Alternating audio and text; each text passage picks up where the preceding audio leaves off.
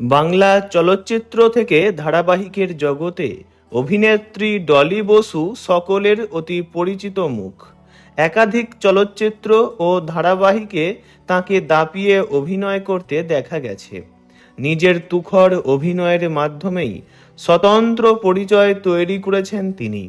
তবে তার আরেকটি পরিচয় হলো তিনি পশ্চিমবঙ্গের প্রাক্তন মুখ্যমন্ত্রী জ্যোতি বসুর পুত্রবধূ। তিনি চাইলেই রাজনীতিতে নামতে পারতেন, কিন্তু অভিনয়কে ভালোবেসে অভিনয় জগৎকেই আপন করে নেন ডলি। 1956 দক্ষিণ কলকাতার এক অবাঙালি পরিবারে তার জন্ম। তিনি জন্মগত হিন্দিভাষী হলেও ছোট থেকেই বাঙালি কালচারে মানুষ হয়েছেন, তাই বাংলার সংস্কৃতি ও নাট্যচর্চার প্রতি তার অগাধ টান ছিল। বালিগঞ্জ শিক্ষা সদনে লেখাপড়া করার সময় থেকেই বাবার উৎসাহে পাড়ায় এবং বিদ্যালয়ে অনুষ্ঠান হলেই তাতে যোগ দিতেন ডলি। ছোটবেলাতেই বাবাকে হারান তিনি। তখন পরিবারের দায়িত্ব নিজ কাঁধে তুলে নিয়েছিলেন ডলির দাদা। কাজ নিয়েছিলেন জাহাজে।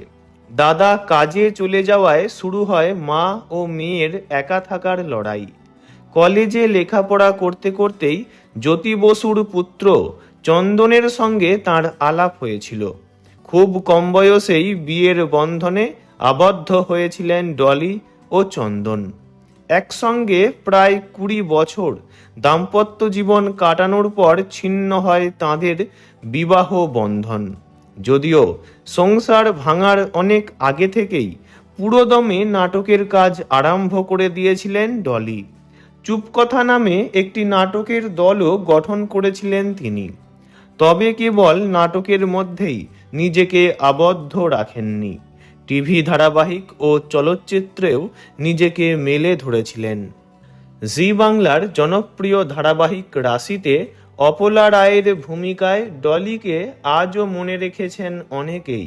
এছাড়া 2006 মুক্তিপ্রাপ্ত অনুরণন ও 2017 মুক্তি পাওয়া মন্দ বাসার গল্প ছবিতে অভিনয় করেছেন তিনি। যদিও দীর্ঘ কয়েক বছর হয়ে গেল পর্দা থেকে দূরে সরে আছেন এই নামী অভিনেত্রী। সম্প্রতি একটি সাক্ষাৎকারে তিনি বলেছেন, মনের মতো গল্প পেলে তিনি আবারও পর্দায় ফিরবেন।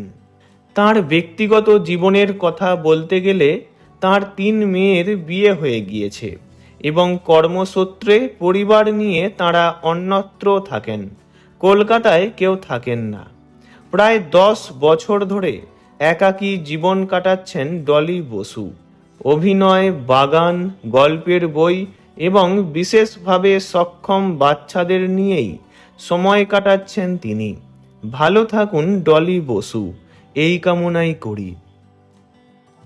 ভিডিওটি ভালো লাগলে লাইক করবেন, অন্য কারো বিষয়ে জানতে কমেন্ট করবেন, আর এমনই সব ভিডিও পেতে চ্যানেলটি অবশ্যই সাবস্ক্রাইব করবেন।